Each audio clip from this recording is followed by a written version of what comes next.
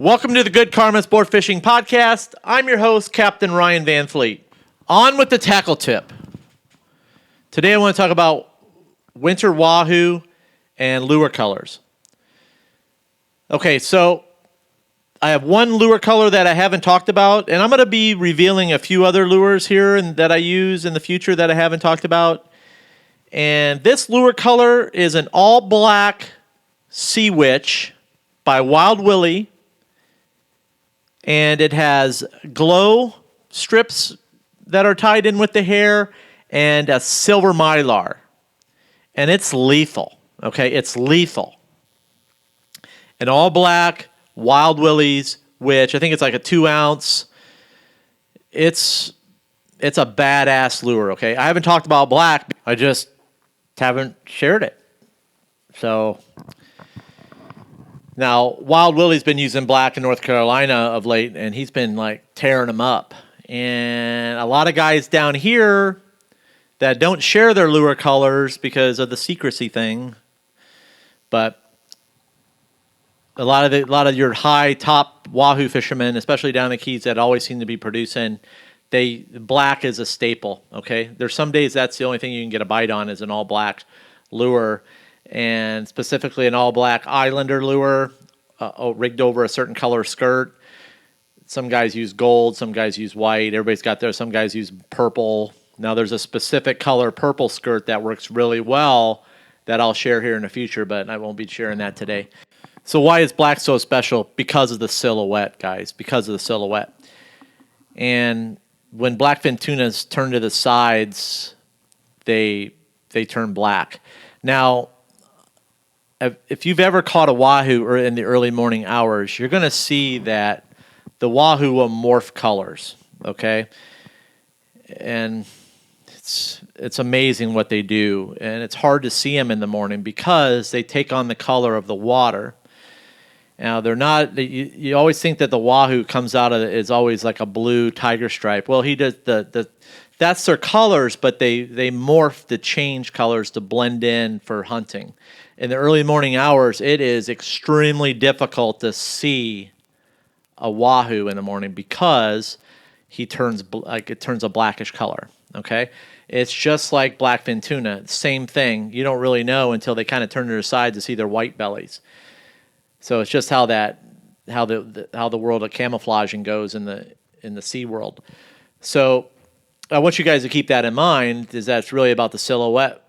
When wahoo hunt, they're looking for it's dark out in the morning.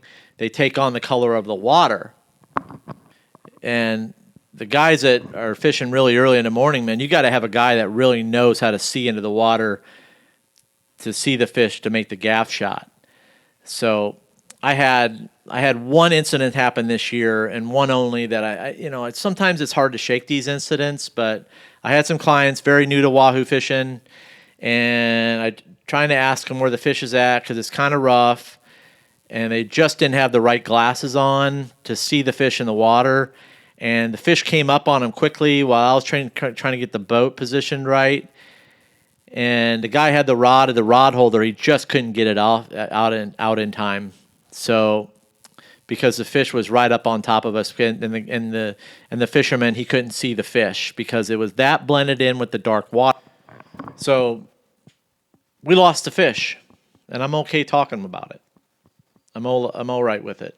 So I think more people need to share their experiences, and you don't see that a lot on Instagram. Always you're seeing the hero shots, and not a lot of guys talk about it. But it still kind of weighs on me a little bit that I lost that fish for some reason. And I evaluated everything that happened that day. And number one, it was just a lot of chaos because it was a little rougher in the morning. I had some people that really were having trouble just kind of adjusting. It was really early in the morning when you're getting people out of bed really early in the morning and they haven't had enough caffeine, man, that brain synapses aren't working right.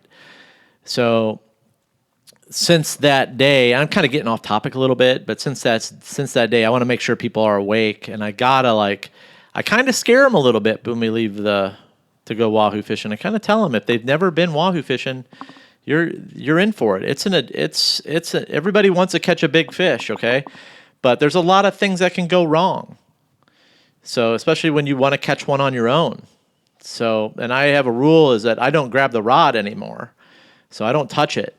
And I know of captains that are not letting their clients reel in fish right now. And that's true. They're not letting them touch the rods because they need the pictures to sell for the Instagram. And that's how much pressure these guys are under to bring fish back to the dock and hang up.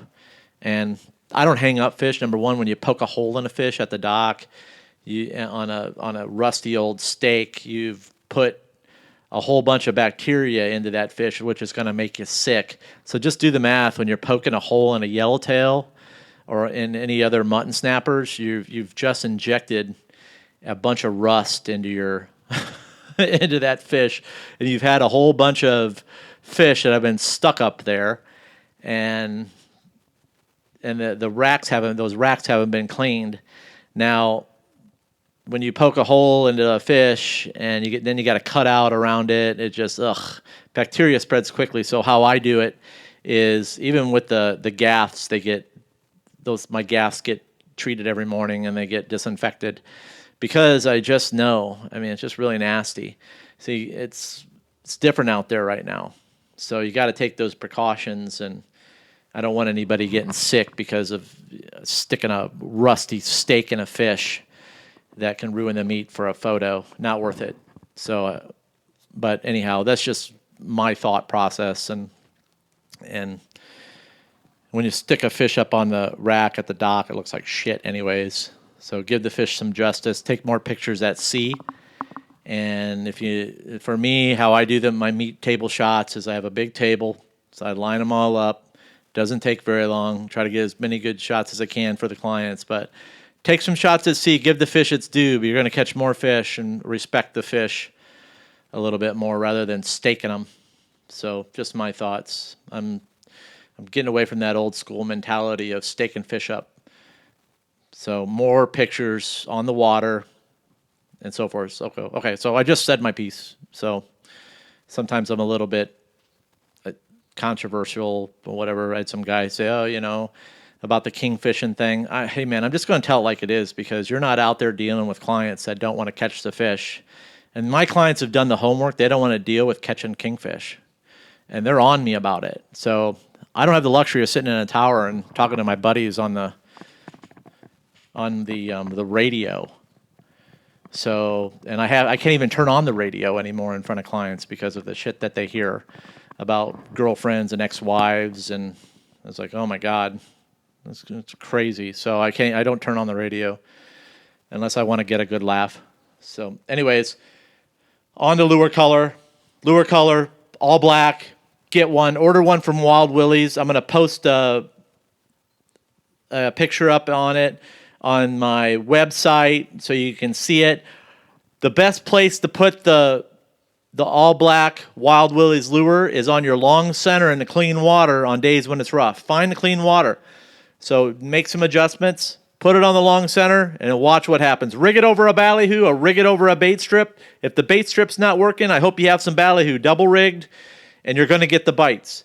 So there you go, a little insider tip, and it's going to catch you some wahoo on those days when you think that the ocean's empty. That's all I got. Good tackle tip today, guys. Thanks for listening. Make sure you guys give me a follow on Instagram, Good Karma Sport Fishing _FL_keys. Check out my website, www.goodkarmasportfishing. Make sure to get signed up for my newsletter. I'm going to be doing a lot more communication about what's going on with Good Karma Sport Fishing in the coming year with my newsletter. Sign up for that. That's all I got. Have a good one. And remember, anytime you're fishing, it's all good.